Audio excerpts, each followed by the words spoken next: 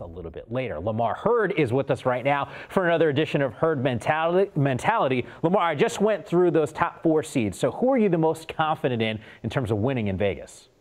Well, I got to play the numbers game, Mike and Ashley. And in Pac-12 play this year, the road team only won about 29% of the games. And you guys might say, well, what are you talking about a road team for? We're going to a neutral site.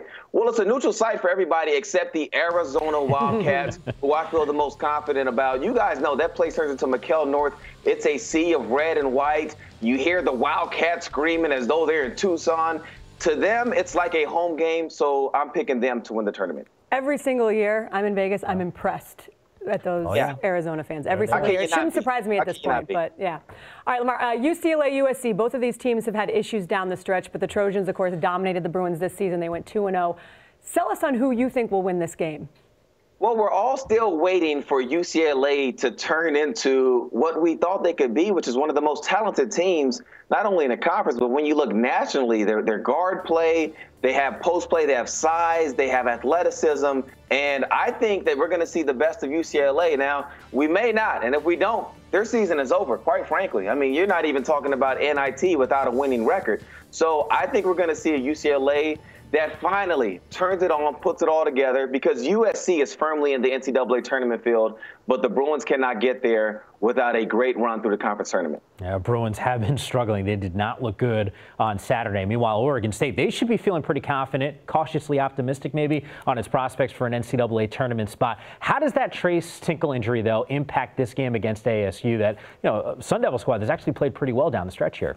Yeah, Oregon State was able to get past UCLA because, as we know, UCLA does not necessarily play the greatest defense in the conference. Now, Arizona State takes after their coach a little bit more, Bobby Hurley. They're gritty, they're tough, they're hard-nosed. They're going to get after Oregon State on the defensive end. And the reason Trace Tinkle's injury impacts the Beavers negatively in this is he's been their best player in conference play on the road, averaging right about 15 points per game. That's even better than GP2, who was a little bit over 12 points per game. So the Beavers will struggle a little bit without him, but it should bode well, their win against UCLA, in terms of giving them confidence to get over the hump against Arizona State. And this is a game for Oregon State. We just talked about UCLA and what they need to do to get to the NCAA tournament. If you're Oregon State, you want to win this game to help solidify your bid.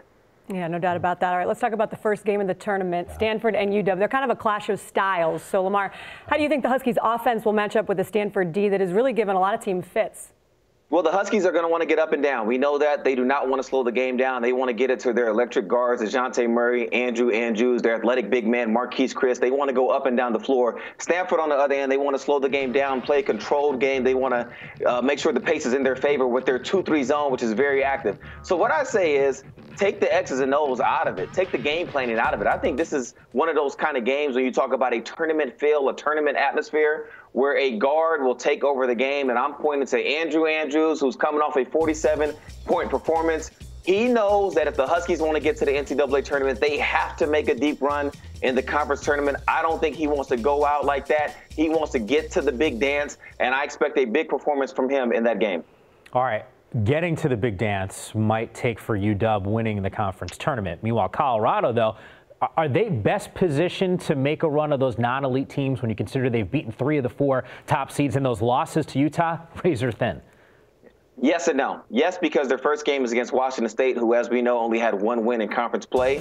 But no, because after you beat Washington State, you run into the Arizona Wildcats, who I said is playing basically a home game, McKell North in Vegas. So that you feel good about the first game. Second game, maybe not so much.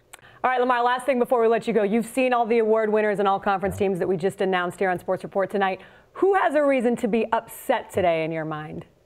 Ashley, I'm going to the winner's circle. I'm going to Chris Boucher, University of Oregon. I think he has a legit gripe as to why he should have been the Defensive Player of the Year. Now, Gary Payton II won the award, and he dunked on Chris Boucher in Gill Coliseum, so I'm sure Boucher will be understanding of that. But if you look strictly at the numbers, Ash, Boucher, 98 blocks, 26 steals on the season, compared to Payton, 70 steals, 14 blocks. So the numbers work in Boucher's favor. I feel that he was the anchor defensively for Oregon that allowed them to finally become a good defensive team and ultimately win the conference. Whoa, speaking of numbers, no DeJounte Murray? You don't think he could be upset right now? For freshman of the year, possibly so. I mean, he was electric. I think his numbers were pretty close, though, to Jaylen Brown. But, Mike, if we go back to the winner's circle, how about Tyler Dorsey as freshman of the year? Yeah. He only averaged 2 points per game less than Jaylen Brown. And also Murray just capped it off with 39 points in the LA school area. So, I mean, he did it all. His team won.